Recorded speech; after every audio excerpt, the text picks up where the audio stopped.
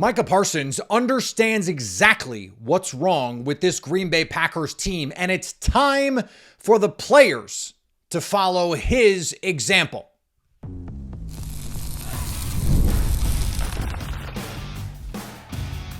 You are Locked On Packers, your daily Green Bay Packers podcast.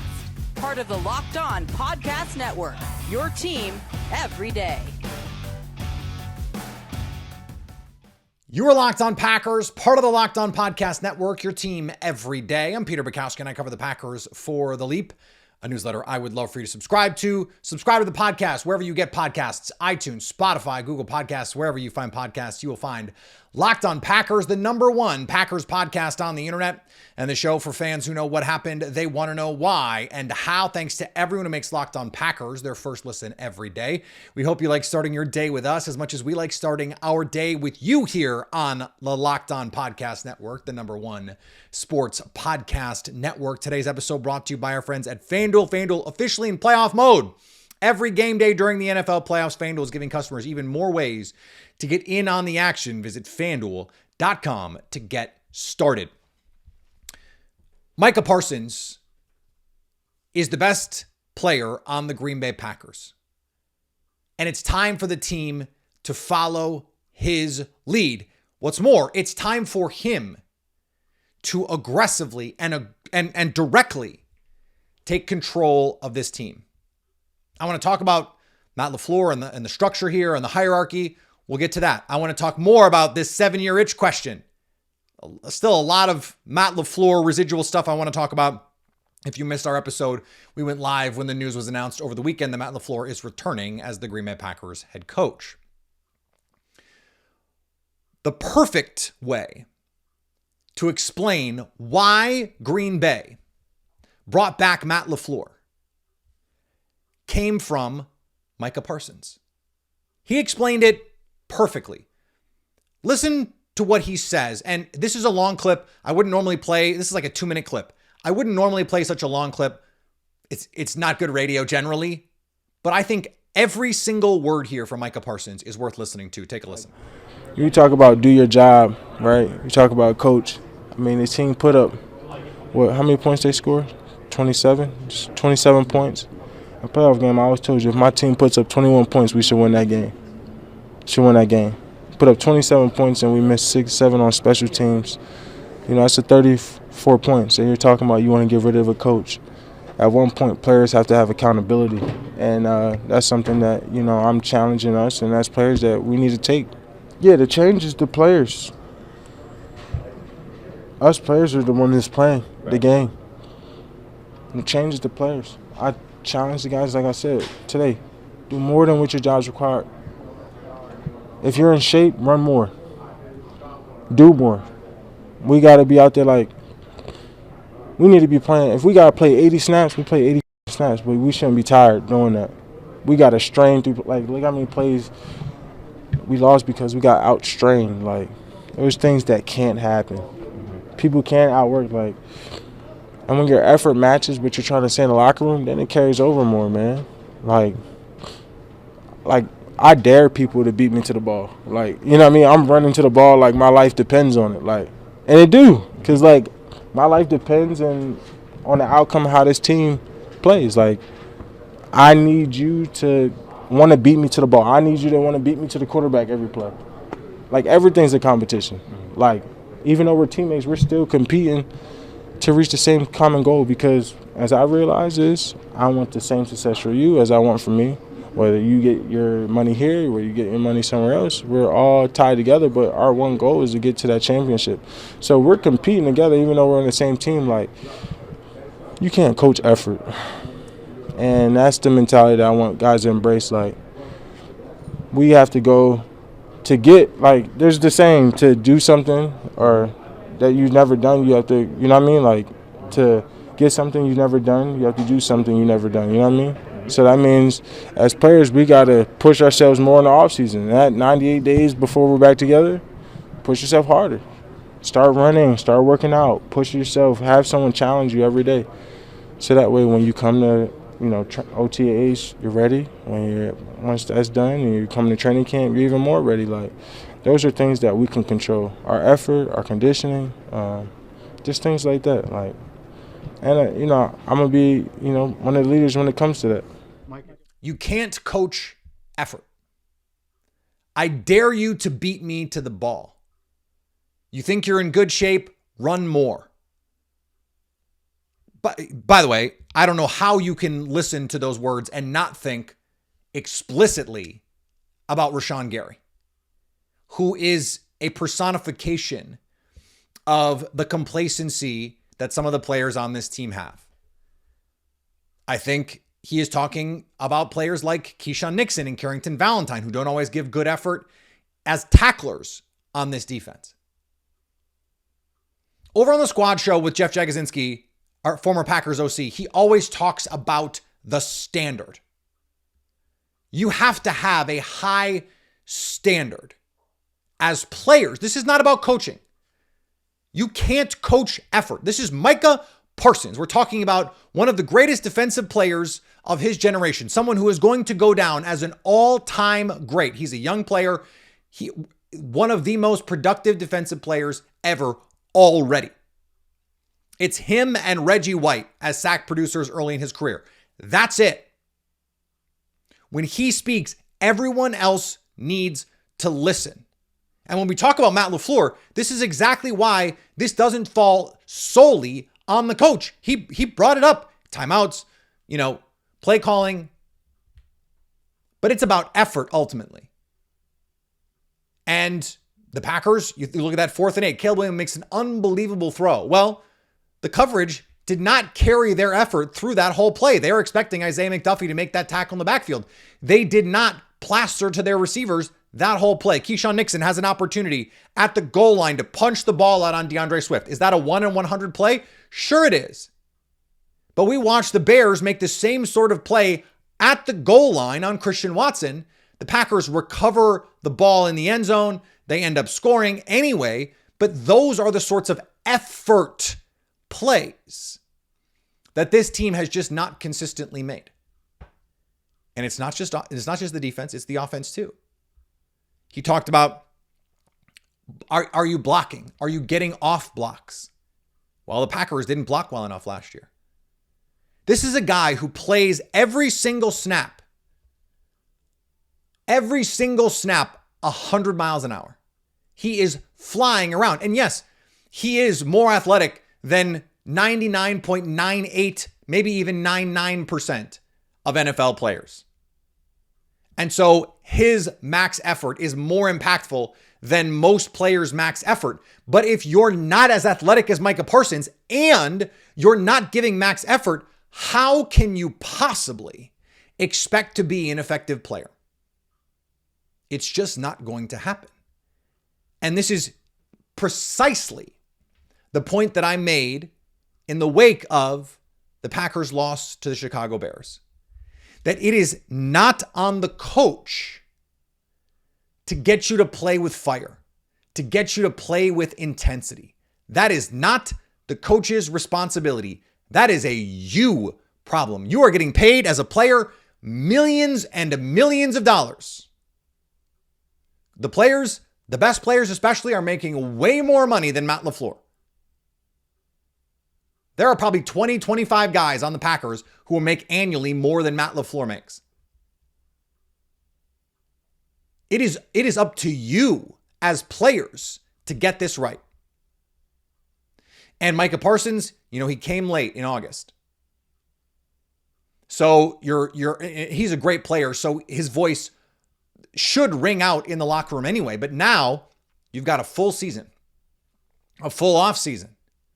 You're going to get the spring. You're going to get a full training camp for his standard to be the standard. You need players like that. The same is true for Tucker Kraft. He plays that way. He proved this year he is a star tight end. No one works harder than that guy. No one plays harder than that guy. Well, when now you are provably one of the best players on the team, your voice carries a little bit more weight.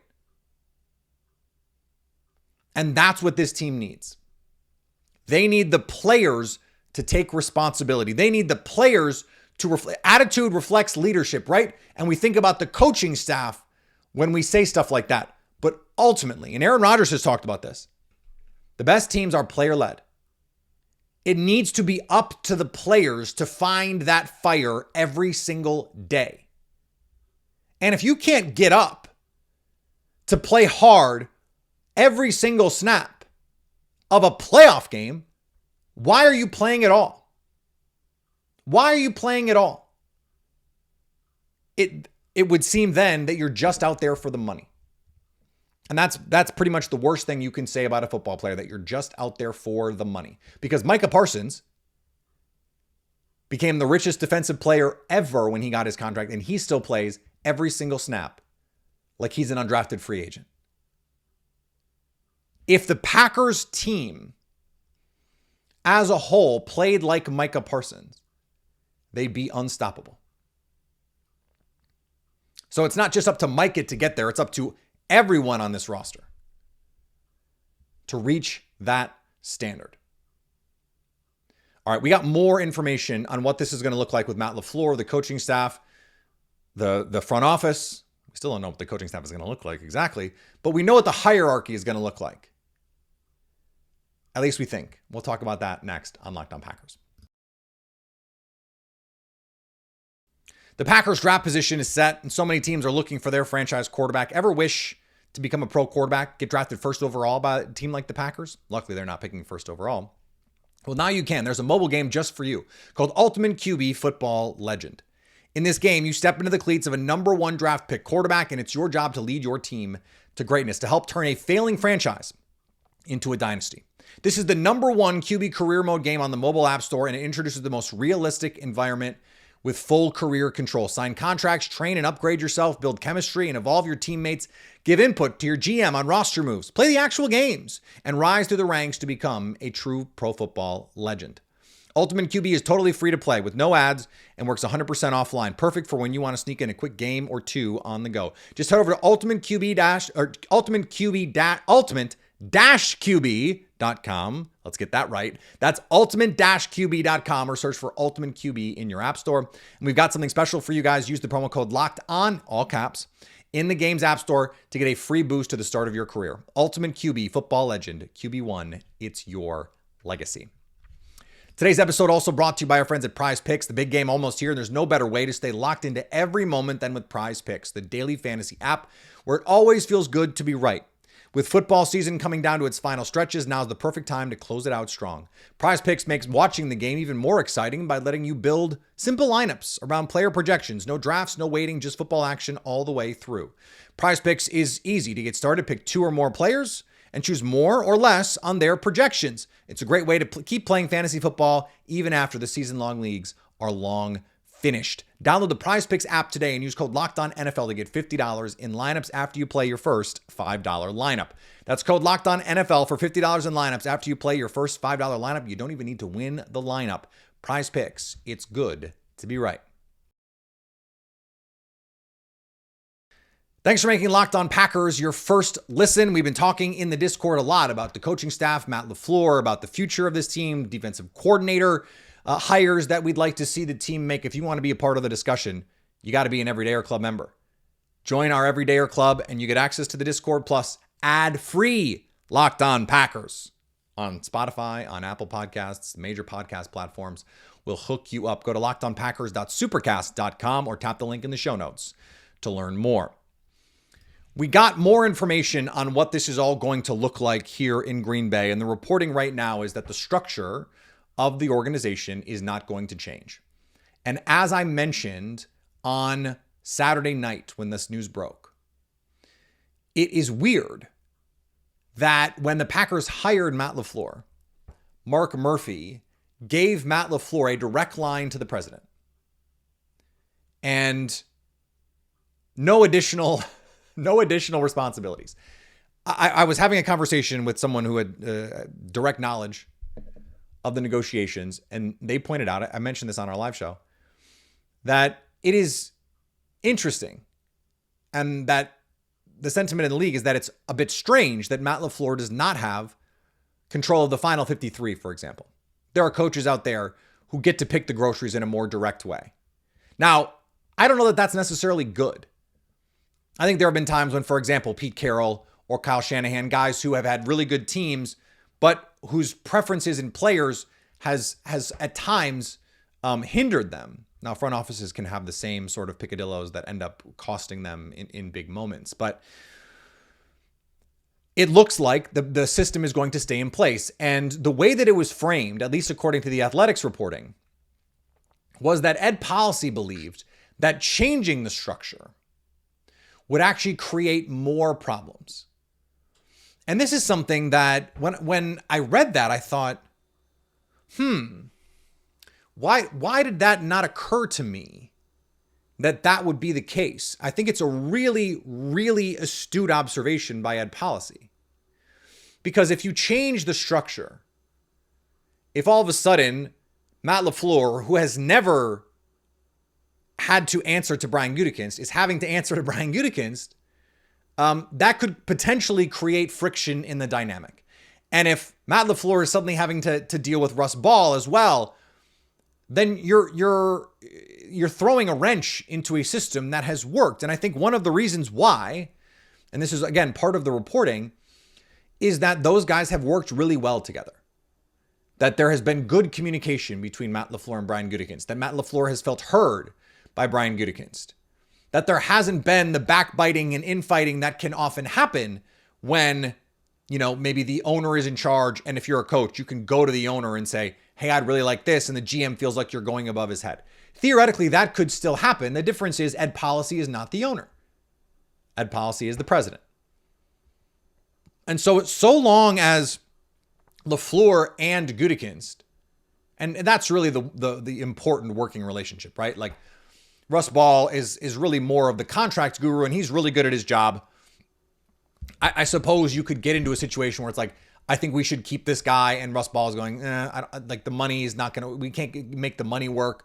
And Matt's like, hey, I really want to get this done. And then you could go to Ed Policy and try and circumvent Russ Ball, because Policy could say, hey, figure it out. We need to keep this guy. I trust Matt LaFleur. Theoretically, that could happen. We don't know of any case. Doesn't mean it didn't happen, but we don't know of any case where that friction has been an issue. You can go back to the Mike McCarthy era, where Mike McCarthy did report to Ted Thompson, where McCarthy was extremely frustrated with the way that Ted Thompson chose to build his teams. Like Dom Capers' defense was complex. It required a lot of institutional knowledge. And yet Ted Thompson's whole deal was draft and develop, never sign outside free agents. How are you expected to build a defense that is complex, that requires a lot of nuance, and you never have veterans in the defense? It doesn't work. But that's not been the problem for the Packers under Matt LaFleur. They have gone to the front office and said, these are the guys we need to make this work. And Brian Gutekunst, by and large, has gone out and got those guys. And I think if you ask Matt LaFleur, would he like Micah Parsons? I'm sure he would have said yes. So this is as much about anticipating the needs of your team as anything else. This is about saying, okay, Matt LaFleur, we think you're important here. We're going to give you the power, or we're going to allow you to maintain the power you already had, because this system works. And look, I understand there are going to be fans who say, well, the system doesn't work because I don't know if you've been paying attention, but they've been the 7 seed every year with Jordan Love. They can't win the division. They can't get past the divisional round. They can't even get out of the wild card the last 2 years. So the system doesn't work, except these teams have been really good. Injuries the last 2 seasons have scuttled very promising years. I think the Packers could have given the Eagles everything they gave them everything they wanted without Christian Watson or Elton Jenkins or Jaden Reed or Romeo Doubs.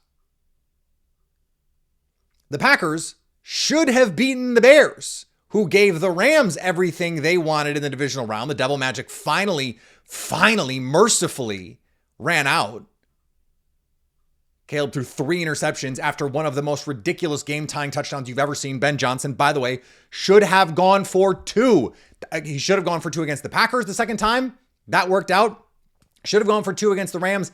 It didn't. The Bears are never, ever, ever, ever, ever going to have a season with Caleb Williams and Ben Johnson as lucky as the one that they just had. It is never going to happen. This arrangement for this team works. And you're also, by not giving Matt LaFleur the final 53, you are giving Brian Gutekunst a reward for being a very good GM, for building a Super Bowl caliber team. If this Packers team has Micah Parsons and Tucker Kraft and Zach Tom healthy, they might be playing this weekend. In fact, they might have just been playing their first game this weekend. So, look, I think that there are still changes that need to be made to the coaching staff.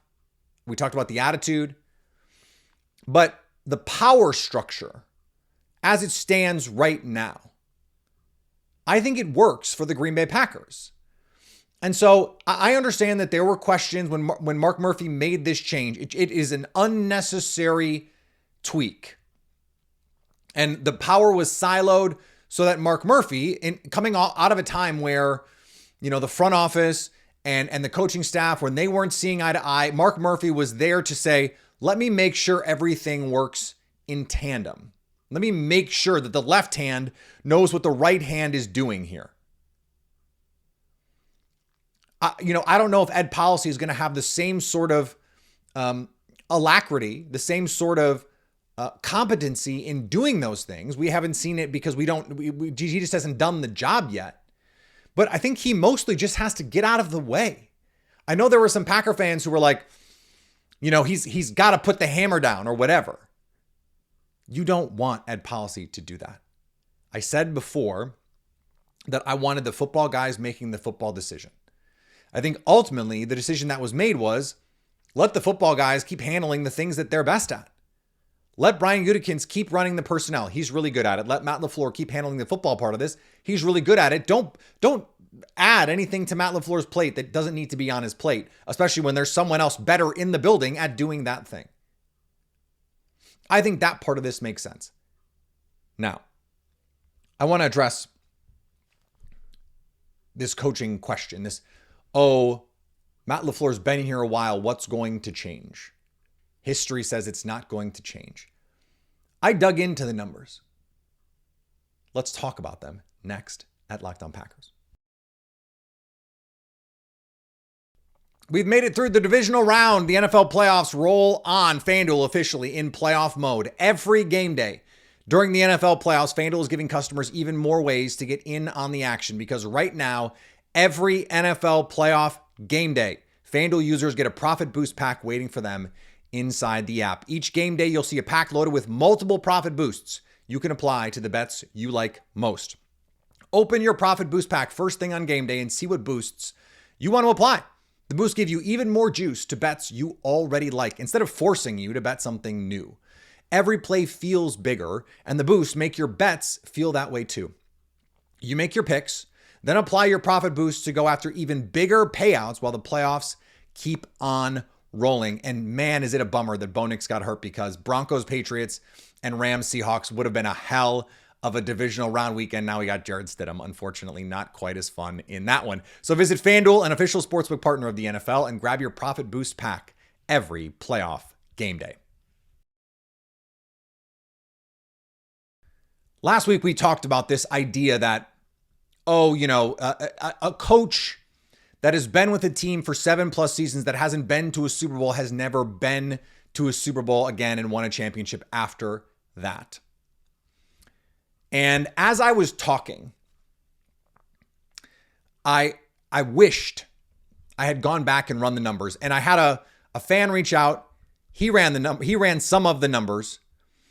And so I looked into this even further. Now let's just start here. Okay? So this question of timing, I talked about survivorship bias, right? So the teams who fire coaches tend to be the teams who don't win Super Bowl. So that's part of this, is coaches tend not to stay with a team if they don't win a Super Bowl, right? That's just obvious that that's a thing that has happened. And I mentioned that no quarterback has won a Super Bowl with an expensive QB until they did all that stuff. So if we really want to have fun with the numbers, and I always do, just 2% of coaches in NFL history have won a Super Bowl. Okay? So if you go back and you look at history, since 1960, 3 head coaches have made it 8 years without winning a Super Bowl and then gone on to win one. That's about 8% of new coaching hires over the last year. So if we want to do this, if we want to play this stupid game, and it is stupid, you actually have a greater chance of keeping a coach and him going to a Super Bowl than just your average coaching hire, because the average coach doesn't go to a Super Bowl. See how that works? See how silly this is? 35 coaches in NFL history. 35. There have been, I think this is the 60th Super Bowl coming up. 35 coaches have won Super Bowls. That's a little over 2% of all coaches over that time frame. It's like 1,700, a little over 1,700 coaches in the Super Bowl era. So I went back and looked at how many coaches made it 8 seasons on the same team. That's not that long. 8 seasons is not that many seasons. Sean McDermott has been 8 seasons. Kyle Shanahan has been 8 seasons. Sean McVay has been 8 seasons. Matt LaFleur is going into season number 8. Zach Taylor is going into season number 8. Matt LaFleur is like the 5th longest tenured head coach in the NFL. And I think it's even more than that now because Harbaugh and Tomlin are out. Only 45 coaches have ever made it 8 seasons with the same team. That's a little under 2.5%. So the difference between the number of coaches who have actually made it that long, like that's rare. It's rare that you're with a team that long. Period. Because there are a handful of franchises, half a dozen franchises that don't have any coaches that have made it that long. The Cardinals have never had a coach make it that long. You think about some of the expansion franchises. And what's more, you look at the list. Tom Coughlin made it that long with the Jaguars and never won, but went to New York and won 2. Well, does that mean that firing him was the right choice? Does that mean he wasn't a Super Bowl caliber coach for the Jacksonville Jaguars? And if we just extend this a little bit further, the question is, and Marty Schottenheimer, who is infamously one of the most underachieving playoff coaches of all time, a guy who got fired after going 14-2 because they failed in the playoffs again. He said, no coach should be a coach longer than a decade because their message gets stale. When the Packers open the 2026 season, I think there are only 3 players I'm sure will be on the roster that were on the roster with Aaron Rodgers. Think about that. 2022 is not that long ago. Devontae Wyatt is going to be on the team. Christian Watson is going to be on the team. Zach Thomas is going to be on the team. That's it. I'm not sure anybody else that was on the team with Aaron Rodgers is going to be on this Packers team. So the idea that Matt LaFleur's message is getting stale, to who? To who? Most of this team has only ever known Matt LaFleur in the NFL. Most of this team started with the Packers since 2023. And most of this team since 2023 understands that, number one, they haven't reached their goals. And number 2, all they've known is success. Our pal Wendell Faher had this stat that no coach had ever been fired after making the playoffs in each of the 3 previous seasons. So you want to talk about historical outliers? Had the Packers fired Matt LaFleur, they would have done something no team had ever done before. It was like trading Aaron Rodgers after he made back-to-back MVPs. You don't trade players after they're the MVP. You just don't do it. No one does it because it doesn't make sense to do. So I don't think there's signal here. This is small sample size theater. If only 35 coaches have ever won and over 1,700 coaches have coached in the NFL, then we are looking at a preposterously small sample when we're going, okay, this is what you have to be a Super Bowl winning head coach. Dick Vermeil coached for the Rams, I think for 3 seasons. Just showed up and they win the Super Bowl. Well, is that proof that they needed Dick Vermeil to go win the Super Bowl? No, Kurt Warner and Isaac Bruce and Torrey Holt, Marshall Faulk, that team was unbelievable. That team was loaded. I'm not saying that any coach could have won because like they won because he just showed up and won. No. But the idea that a coach who had been there for 7 seasons, if a coach had been there for 10 years, if Mike Martz had been the coach there for 10 years before that, is that proof they couldn't have won the Super Bowl with him? And this goes back to the point that I was making the other day. Like, Doug Peterson won a Super Bowl in his first 8 seasons. Is that proof he's a better coach than Matt LaFleur? Give me a break. Give me a break. It's silly. It's a silly conversation to even have. You don't make a decision based on something like that. Is Matt LaFleur the right guy to move this team forward? And I think opinions can reasonably vary on that. I think it is fine if you believe the answer is no. But the answer isn't no if it is. And I don't think it is. But if it is, it's not because he's been in Green Bay too long. Because this version of this team is 3 years old. And this version of the Packers with their best players, think Xavier McKinney, this was just year 2 with him. Josh Jacobs, year 2 with him. Micah Parsons, this was year 1 with him. Matthew Golden, this was year 1 with him. If you think he's going to be a core member of this team moving forward, year 1. Tucker Kraft, this was year 1 of him as a core member of this offense, as a featured player in this offense. So what are we talking about here? It doesn't make any sense. Does that mean that they're going to win a Super Bowl? No, of course not. Of course not. But it would have been a really bad reason to move on from a coach in a situation like this. All right, back tomorrow as we move forward through the offseason. Should we do a mock draft Tuesday? We were too much to talk about to not get here now, but I felt like we had to have these conversations as we move forward here. I didn't want to waste a block on, the draft. Are you ready for the draft? I'm not ready for the draft. I haven't even started looking at these guys yet. It'd be total blind leading the blind on that. And I just, that's a disservice to you guys to put you through that.